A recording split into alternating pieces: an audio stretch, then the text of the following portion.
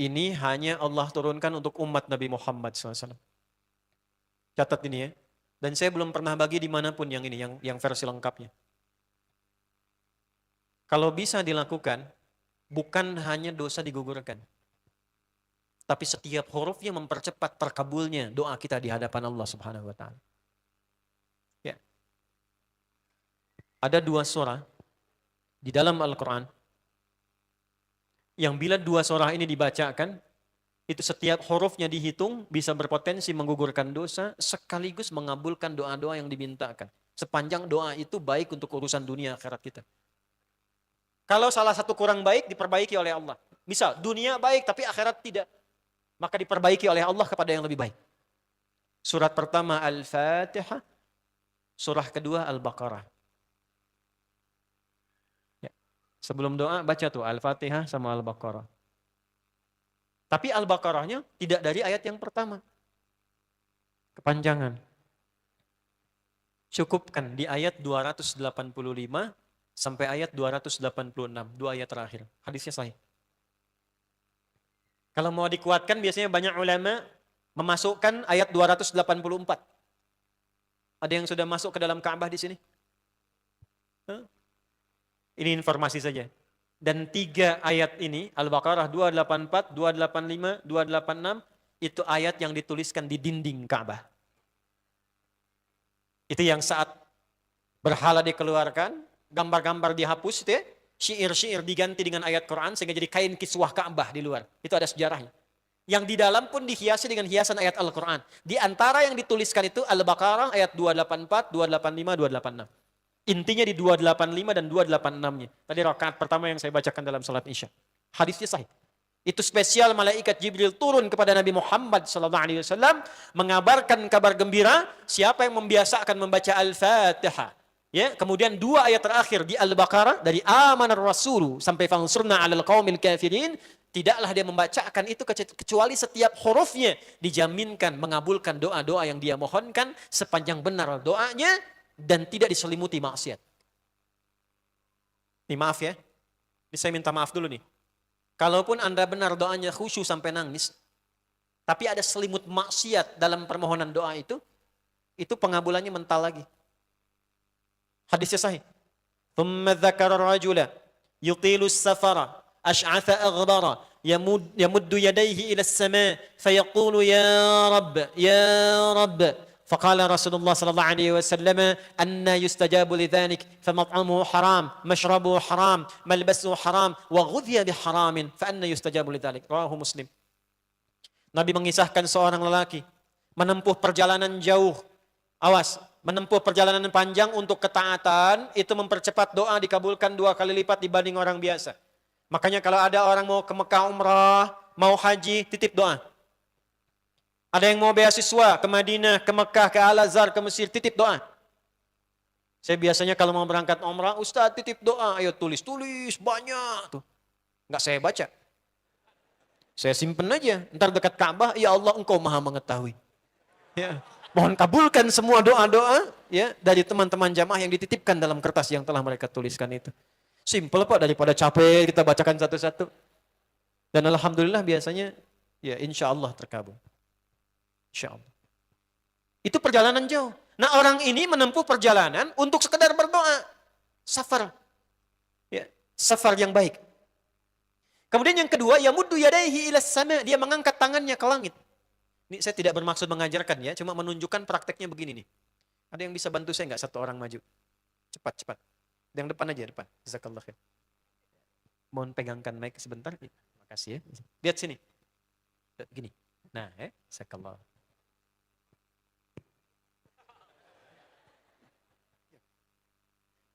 Nah, gini ya. Ini tangan, lihat telapak 2 ya. Berdoa itu sesuai porsinya dan ikuti caranya Nabi. Kalau doanya formal dalam sholat dan diikat dengan gerakan, jangan kreatif. Ikuti seperti Nabi yang contohkan. Misal dalam sholat, shollu kama ra'aitumuni usolli. Sholatlah seperti kalian melihat aku sholat. Nanti ada 3 posisi atau sampai 4 posisi dalam sholat yang mempercepat terkabulnya doa.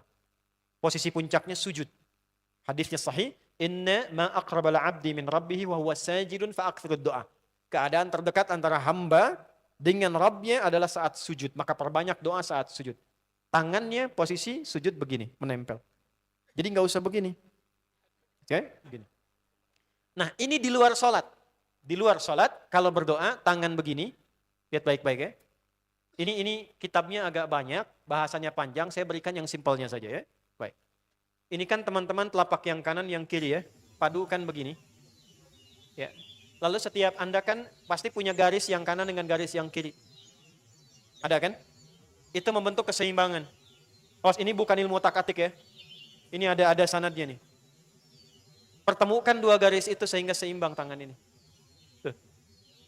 Ini masalah sederhana tapi poinnya penting sekali. Sudah? Cara yang pertama begini. Ini di luar salat dan bukan dalam posisi saat istisqa, saat minta hujan. Begini. Sudah? Pertemukan. Lalu letakkan sejajar dengan dada di sini. Ya. Jadi kalau dada itu, ini posisinya, ini nahar di sini. Ini ada rongga dari bagian atas dengan perut, ada rongga kosong. Nah ini yang disebut dengan sodrun di sini. Ya, kalau kita meletakkan telapak tangan saat sholat begini, letaknya di sini. Yang ini perut, yang ini nahar. Doa itu di sini. Jelas? Semakin kita memohon dengan lebih sangat, naikkan sedikit begini. Sudah? Kalau istisqa, minta hujan, agak lebih tinggi ke atas. Nah ini cara mengangkat yang standar di sini untuk memohon. Jelas? Oke, jazakallah khair. Nah ini orang ini dia mengangkat tangannya. Jadi melakukan perjalanan jauh, mengangkat tangannya, ya muddu yadaihi ilas sama.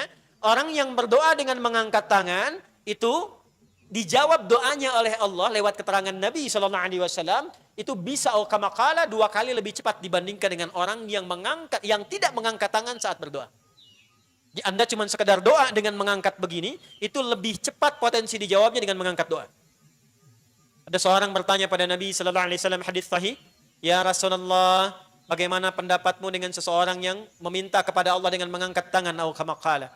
Lalu Nabi mengonfirmasi, bertanya balik, "Bagaimana kalau ada seseorang memohon kepada Anda dengan mengangkat tangannya?"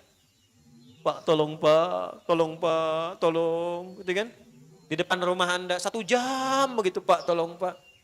Kira-kira Anda beri atau tidak? Minimal kalau Anda nggak punya kemampuan, Anda referensikan atau beri sesuai kemampuan Anda kan? Angkat tangannya. Dia jawab, "Saya malu kalau nggak ngasih." Apa kata Nabi? "Innallaha hayyun karimun." Allah itu lebih punya sifat peka untuk merasakan malu pada hambanya kalau dia tidak memberi ketika hambanya mengangkat kedua tangannya. Nah, nanti ada beda-beda posisi saat khatib Jumat misalnya 1 begini untuk khatib. Makmum mengangkat 2 tangan. Yang ketiga dia mengatakan, "Ya Rabb, Ya Rabb." Asma'ul Husna. Doa yang dibuka dengan Al-Asma'ul Husna itu dijawab 2 kali lebih cepat dibandingkan dengan doa yang langsung dimohonkan kepada Allah. Itu perintah. Tahu Nabi Zakaria? Nabi Zakaria apa ujiannya? Diuji oleh Allah, hidup demikian lama sampai rambut memutih, fisiknya letih, istrinya divonis secara medis, maaf, monofos dan mandul. Kata medis gak mungkin punya keturunan. Maka beliau berdoa kepada Allah dan dalam doanya dimulai dengan Al-Asma'ul Husna. Sebelum sampai ke doa itu di Ali Imran ayat 38 sampai 39, buka dulu Quran surah 17 Al-Isra ayat 110. Ini perintah langsung dari Allah. Qulidullah awid'ur rahman ayyamma tad'u falahul asma'ul husna. Quran surah ke-7 ayat 180. Walillahil asma'ul husna fad'uhu biha.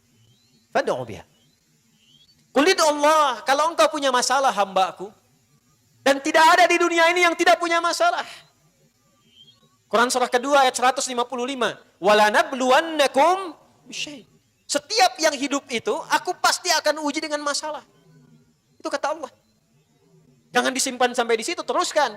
Bukan untuk membebani hambaku dengan masalah, tapi untuk menaikkan kualitas hidupnya sehingga menjadi lebih baik.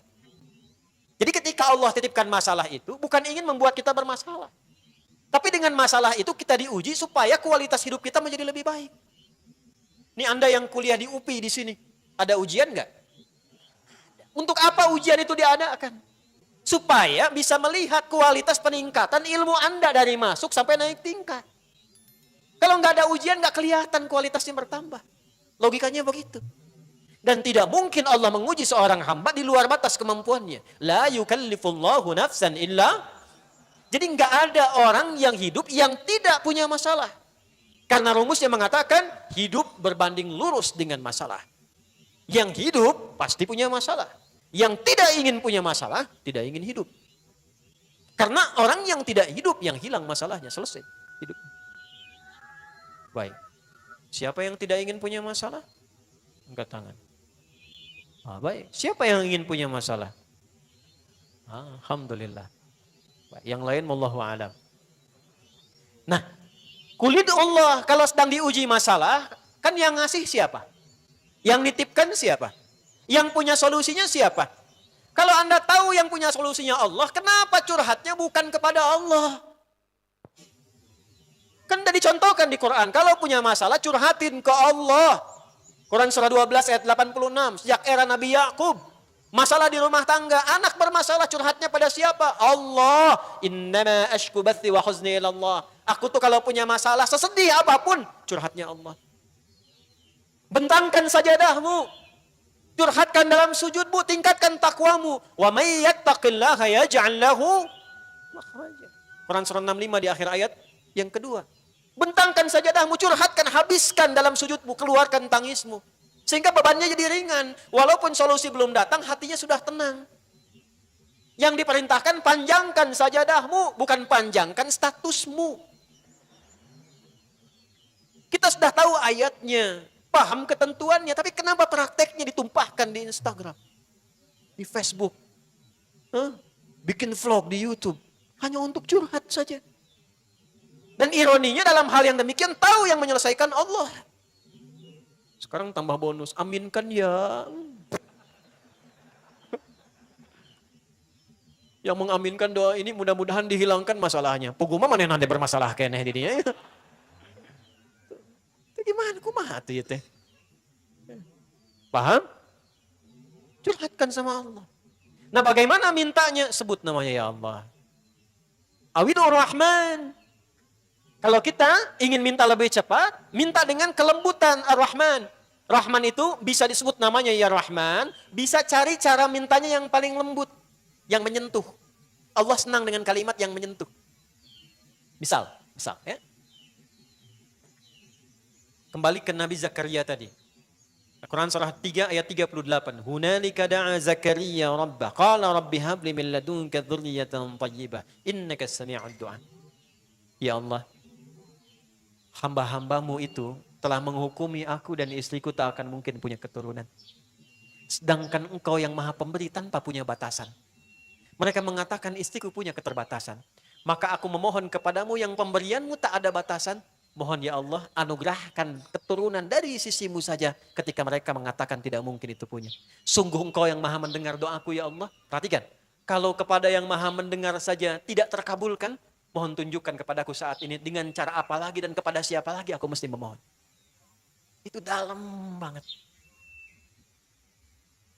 Ya Allah, engkau perintahkan aku berikhtiar mencari kerja, aku lakukan. Engkau perintahkan mengeluarkan keringatku dengan cara yang halal, aku kerjakan ya Allah.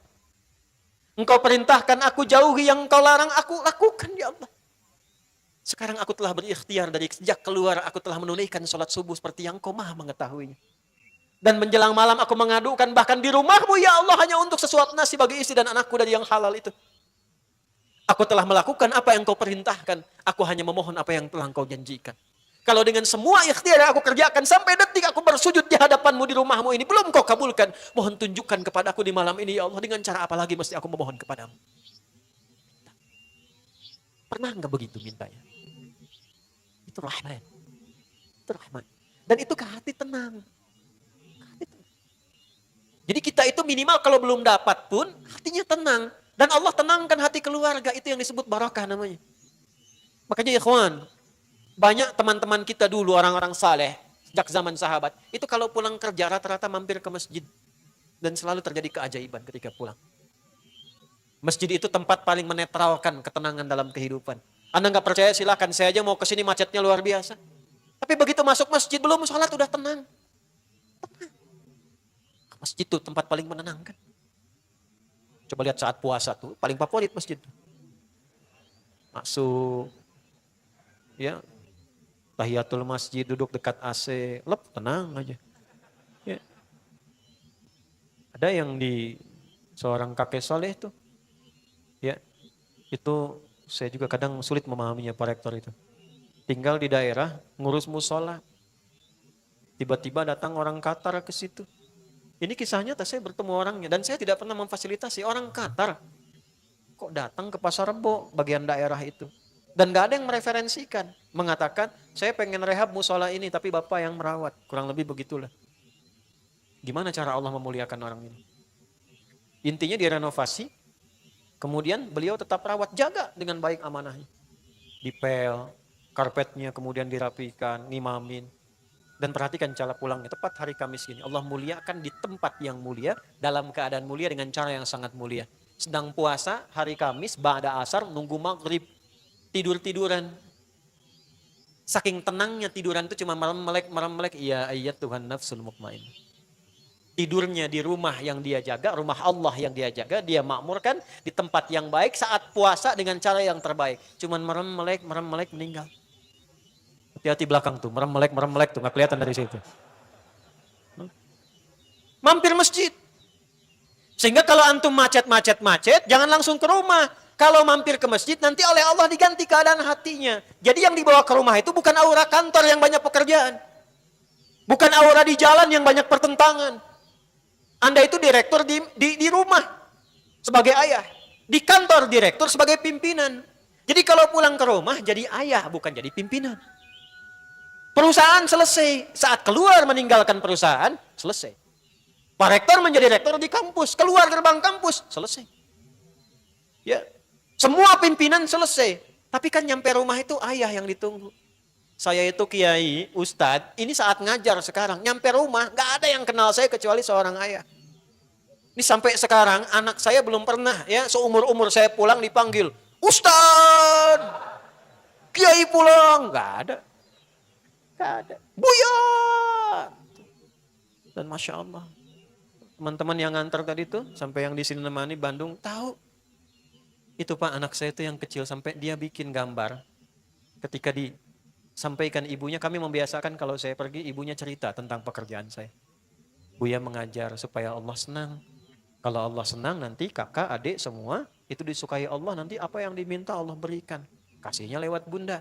Tapi karena Buya, mengerjakan apa yang Allah minta. Jadi kalau saya pulang, saya cerita tentang ibunya. Itu dituliskan oleh anak saya, tulisan gambar orang mau ngajar, terus berpisah dengan seorang anak, dia tuliskan di atasnya, I love you Buya, engkau adalah ayah terbaik yang Allah kirimkan untukku. Itu sampai saya simpan sekarang Pak, dalam tas kemanapun saya pergi. Karena anak saya menginginkan ayahnya, bukan status yang melekat kepadanya.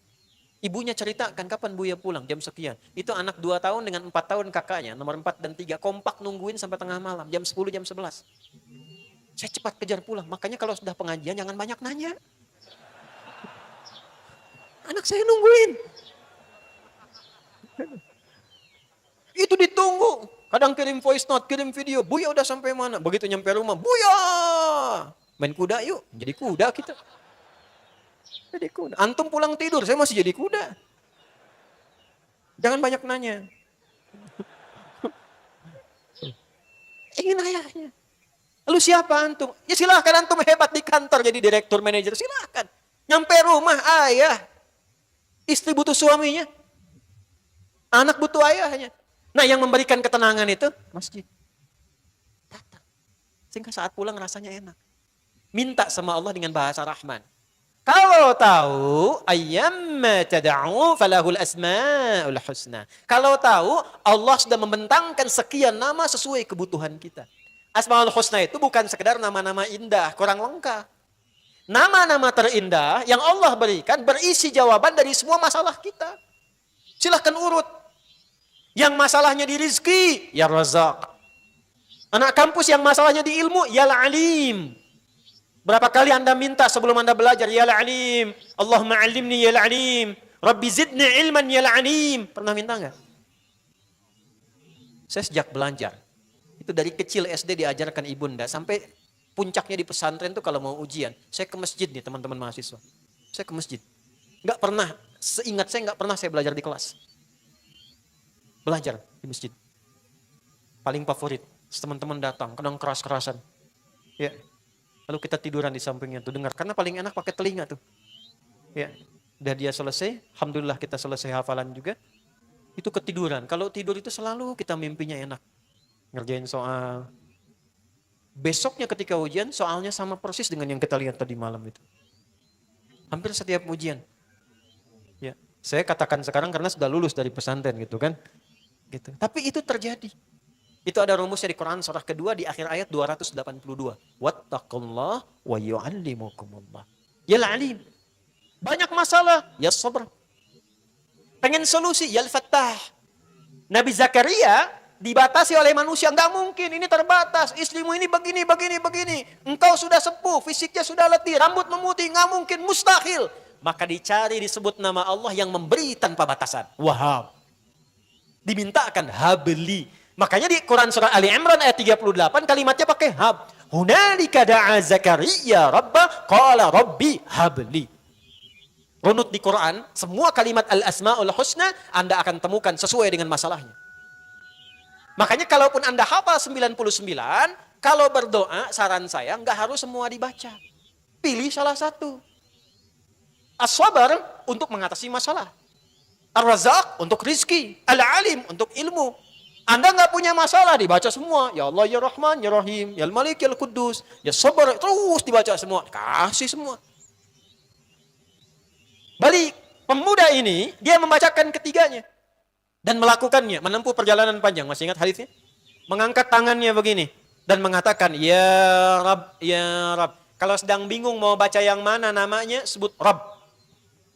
Ini rahasia ketiga nih. Ingat baik-baik nih ya. Rahasia ketiga. Rab itu nama perjanjian kita dengan Allah. Nama perjanjian kita dengan Allah. Kalau kita menjaga nama Rab ini, apapun yang diminta selama hidup Allah kabulkan. Sepanjang kita komitmen dengan perjanjian ini. Perjanjiannya dari Quran surah ke-7 Al-A'raf ayat 172. Dan menggunakan kata Rabb.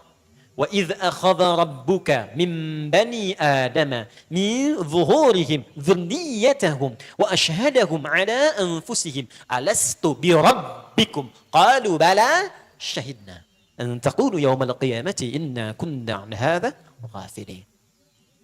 Dan ketahui, pahami, ingat, pelajari. Ketika Rabbmu Muhammad SAW mengambil perjanjian, komitmen dengan setiap, awas, manusia akan terlahir.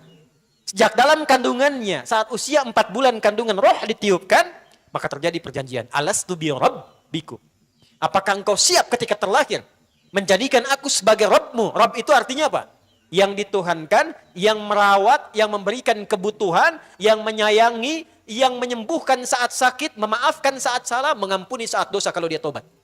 Maka kita katakan, bala tentu ya Allah, tanpa fikir. Syahidna, kami bersyahadat. Komitmennya syahadat. Makanya ketika terlahir disebut fitrah. Kullu mauludin yuladu alal fitrah. Di antara makna fitrah itu syahadat. Syahadat, berketuhanan, berislam, berdin. Quran surah ke-30, ayat 30. Fa'aqim wajhaka lid-dini hanifa fitratallahi allati fataran nasa 'alaiha. Di antara fitrah manusia itu cenderung pada Tuhan. Di hatinya ada kerinduan pada agama. Din. Apa din yang dimaksud? Ali Imran ayat 19. Inna dina indallahil Islam. Apa yang dimaksud dengan Islam? Hadis Muslim, nomor hadis yang ke-8. Antashhada an la ilaha illallah wa anna Muhammadan Rasulullah. Balik syahadat. Jadi kalau kita komitmen dengan syahadat, makanya tiap hari kita komitmen dari subuh sampai isya. Syahadat asyhadu an la ilaha wa asyhadu anna Muhammadan. Dalam sholat, kalau itu komitmen kita minta pakai Rabb, dijawab. Karena itulah banyak doa di Quran dibuka dengan kalimat Rabb. Rabbana zalamna Rabbana atina fid dunya Rabbana la tu'akhidna in nasina. Sekarang balik, orang ini melakukan ketiganya, menggunakan Rabb, mengangkat tangan, dan dia menempuh perjalanan panjang hanya untuk doa saja. Apa komen Nabi? Kalau Nabi sudah komen, Anda tinggal like and subscribe. Nggak usah dikomen lagi. Kata Nabi, anna yustajabu lidzalik. Memang sih ini sudah banyak perangkatnya. Tapi sayang, sulit dijawab. Bagaimana doamu bisa dikabul, kata Nabi? Kenapa? Kenapa? Mat'amu haram, makanannya haram. Mashrabu haram, minumannya haram. Malbasu haram, pakaiannya haram. Ada orang sholat berdoa pakai pakaian baru hasil korupsi. Hah? Makanan hasil nyuri, dibagi. Hah?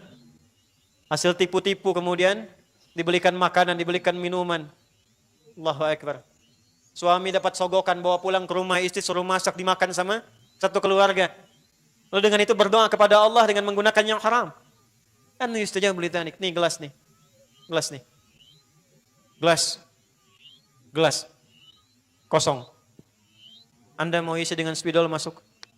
Parfum masuk. Nanti saya terangin parfum apa nih sampai saya minta simpan di atas meja. Nanti saya terangkan. Kasih tisu masuk. Tapi lihat, tutup nih. Kalau sudah ditutup begini, spidol masukkan, mental. Masukkan lagi, mental. Semua benda mental. Bukan Allah nggak jawab, dikabulkan cuman mental. Inilah maksiat nih. Maksiat. Apa yang sering menghambat doa itu? Sehingga jawaban yang Allah berikan mental lagi. Nih yang salah ini. Yang belum ditobati. Karena itu, kalau ingin doa cepat dijawab, menggugurkan ini sehingga muncul solehnya saja. Dan di Quran itu jelas, rumusnya jelas. Kalau sudah soleh, doa itu, Allahu Akbar. Kalau solehnya makin tinggi nih ya, belum kita minta sudah dijawab. Ada yang Allah sudah siapkan sebelum dia minta. Dan dalam bab masalah, sebelum dia mengalami, diringankan. Sehingga seakan-akan gak punya masalah. Padahal gak ada orang hidup gak ada masalah. Tapi karena tingkat ibadah dan kedekatan dia dengan Allah tinggi, jadi semua persoalan hidupnya sebelum dijalani, masalahnya diringankan. Ada yang sebelum minta, dijawab. Ada yang sebelum minta berikhtiar, ikhtiar tapi ringan. Ada. Tergantung bagaimana kita mendekati Allah. Tutup dengan taubat, dekati Allah. Begitu kita dekati dengan baik, dijawab. Itu rumus Quran surah kedua, ayat 152. Fadhkuruni, Anda ingat saya, salah taubat, ingat Allah. Saya ingat kamu. Bagaimana cara Allah mengingat kita? Sesuai dengan cepatnya respon kita mengingat Allah. Quran surah kedua ayat 186. Wa idza sa'alaka ibadi fa inni ujibu da'watad da'i idza da'ani falyastajibu li. Respon. Hak dan kewajiban masih seimbang. Manggil Allah pengen cepat dijawab, dipanggil Allah dilambat-lambat. Allahu Akbar, Allahu Akbar. Iya tahu. Baru adzan, belum qomat. Ya Allah, aku sekarang memohon kepadamu. Iya tahu.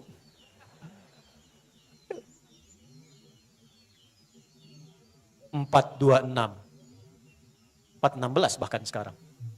Subuh. Allahu Akbar, Allahu Akbar. Bangun, ya Allah sudah adzan, siap-siap dia. Kemudian dia berwudu, siap sholat. Dipanggil, dia ingat. Demikian ketika hamba itu memanggil Allah langsung merespon. 4:16 subuh, jam 3 dia sudah ingat Allah. Bahkan yang hebat dia tahajud.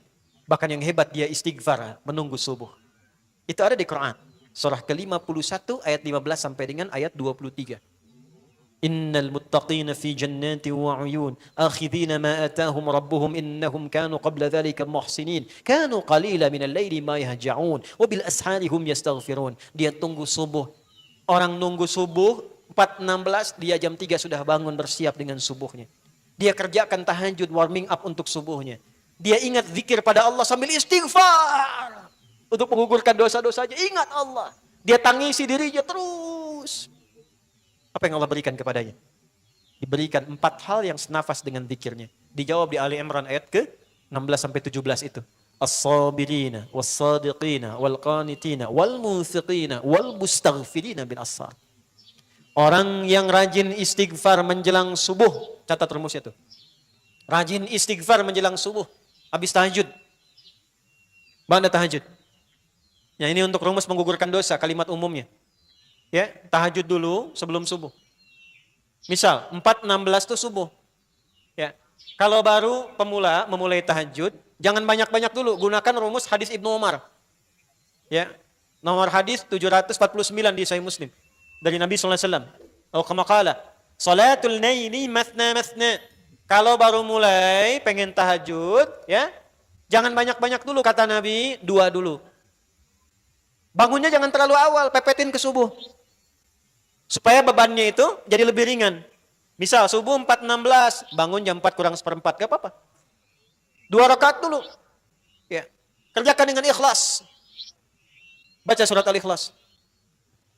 2 rakaat, gak apa-apa yang kul-kul dulu karena baru mulai. Al-Falaq, An-Nas. Witir 1 Al-Ikhlas. Itu pas tuh 3 kul kan. Ya. Setelah selesai istighfar.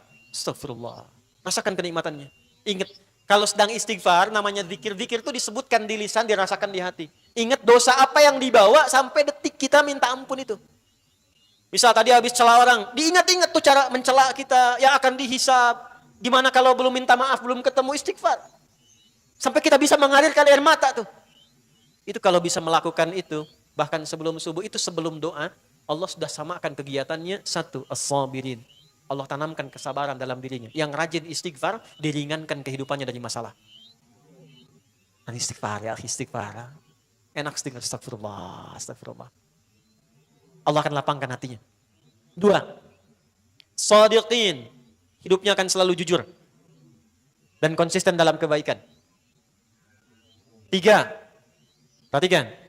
Qanitin. Ibadahnya selalu khusyuk. Kalau rajin istighfar, sholatnya khusyuk, baca Qurannya khusyuk. Kalau puasa khusyuk. 4, munfiqin. Dilapangkan hartanya sehingga dia bisa rajin infak. Ayo, yang pengen lapang pekerjaan, ya. Pengen lapang, pengen bisa beribadah dengan harta, istighfar dulu, istighfar. Istighfar. Itu dijawab di Quran surat Nuh ayat 10. Faqultu astaghfiru rabbakum innahu kana ghaffar. Aku katakan pada umatku istighfar, minta ampun sama Allah. Ketika Allah ampuni, ayat selanjutnya, yursilis samaa 'alaikum midrara wa yumditkum bi amwal wa banin. Kalau Allah sudah gugurkan dosanya, dekat dengan Allah, dibuka aksesnya. Yang kering disuburkan, yang kurang dikayakan, keluarga diberkahi. Istighfar. Jelas? Baik. Nah, itu lakukan kalau bisa menjelang subuh. Ya, mulai sekarang pasang alarm 3 kali ya. Kalau mau bangun 4 kurang seperempat, pasang jam 3, setengah 4 dengan jam 4 kurang seperempat. Alarm pertama untuk mematikan alarm kedua. Alarm kedua siap-siap. Besok kan begitu, kan? Bismika Allahumma ahya. Bismika. Nah, mati beneran dia tuh. Ya, bangun jam 3, begitu sadar jam 6 kan? Ya. Lihat fokus. Jelas? Nah, tahan. Saya belum sampai ke intinya tadi. Ini untuk membersihkan hati dulu sehingga ini kebuka nih. Nanti kalau sudah dilapangkan, dijawab, diampuni dosa, ini cirinya. Orang yang dosanya terampuni, kesalahannya Allah sudah hapuskan, cirinya itu, nih, kalau ini dibuka lapang kan, ada ketenangan dalam hati. Lebih lapang dari sebelumnya. Lebih enak. Dibawa ke ibadah enak, lebih tenang. Nah itu cirinya Allah sudah ampuni dosa-dosanya. Cuman setan itu tidak mau kerja kerasnya hilang. Maka ada puluhan tahun saya goda, tiba-tiba diampuni katanya kan. Maka dia tanamkan kegelisahan, diingetin lagi, kamu tuh sebenarnya belum tentu diterima. Oh kamu tuh masih berdosa, kamu tuh masih begini, masa cuma istighfar sekali langsung gugur dosanya. Nah itu gak usah diikutin. Terus, iseng kamu Tan. Keluarin aja suaranya. Saya kalau lagi kesal sama iblis tuh saya bilang, kamu gak usah godain saya lah. Saya tinggal minum teh, bikin mie. Itu disuarakan tuh bisa. Ya. Dulu saya waktu kecil tuh masuk pesantren, itu kan masih dulu ada radio Ardan tuh ya. Tiba-tiba gitu kan, yang gitu tuh. Itu masih 90-an tuh. Masuk pesantren masih kecil saya, 12 tahun masuk pesantren di Garut, Doa Arkom. Dan belajar silat tuh. Ya, Cimande, latihan. Itu baru bisa silat pakai seragam. Dapat motivasi bangun tahajud jam 2 bangun. Jam 10 kedengaran radio Ardan. Sebelumnya tiba-tiba di pohon itu dia. Malam bangun. Nah, rumus ini dipakai, keluarkan. Itu begitu keluar, godaan muncul setan, saya langsung keluarkan. Keluar kamu kalau berani, jangan menggoda. Enggak keluar, Pak. Betul, dari dulu enggak keluar. Enggak keluar. Gimana kalau keluar? Lari, enggak pengaruh. Susah. Kalau mau kayak Umar ya lawan. Paham? Nah, bersihkan dulu. Nanti kalau sudah tenang, baru minta. Saya akhiri, saat meminta itu, maka mulai dengan yang tadi. Rabbana la tu'akhidna in nasina. Sampai akhir, kalau sudah baca ayat itu sampai selesai, fangsurna alal qawmil kafirin, baru berdoa. Nah, jadi saya mohon maaf ya, maksud saya sebelum kita nanti memetakan kehidupan, mau kemana kamu, bersihkan dulu. Setelah itu, baru kita bikin visi hidup. Tuliskan dari sekarang. Apa yang mau disiapkan? Nah, bagaimana cara kita membuat visi hidup supaya tertata dan lalu kita iringkan doa, itu materi selanjutnya nanti yang akan kita bahas di pertemuan yang lain insya Allah. Tapi yang paling penting, malam ini kita punya jawaban mau kemana, minimal kita sadar bahwa tidak selamanya kita hidup di dunia, satu saat kita akan kembali kepada Allah. Dan status yang ingin diraih, status apa? Al-marhum. Jelas ya? Paham? Baik. Semoga video ini bisa bermanfaat buat kita semua.